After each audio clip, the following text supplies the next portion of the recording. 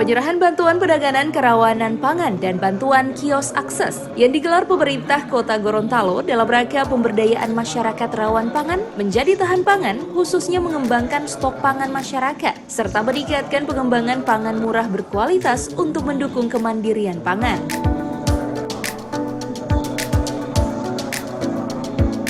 Pandemi COVID-19 yang berdampak terhadap pembatasan semua aktivitas masyarakat, baik ekonomi dan sosial, bahkan masyarakat yang aktivitas ekonomi, masyarakat dalam penanganan kerawanan pangan dibutuhkan intervensi berupa tindakan yang dilakukan oleh pemerintah bersama masyarakat dalam menanggulangi kejadian rawan pangan, baik rawan pangan tersier dengan intervensi jangka pendek maupun rawan pangan kronis dengan intervensi jangka menengah dan jangka panjang.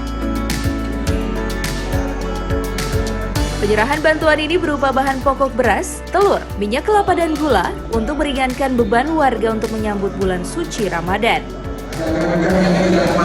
Yang mampu dalam kondisi yang susah sekarang, artinya bisa kita untuk menyambut kehidupan usaha-usaha sekarang banyak yang bangun. Masyarakat banyak yang kehilangan pekerjaan. Abang-abang bentor kehilangan penumpang untuk bisa mencari nafkah karena banyak orang yang harus tinggal di rumah karena COVID, karena persoalan pandemi sekarang ini susah untuk kita atasi. Nah, oleh karena itu pemerintah Kota Gorontalo bagaimana supaya masyarakat itu tetap berdaya, diberikanlah bantuan pangan dan juga bantuan untuk kios akses pangan masyarakat.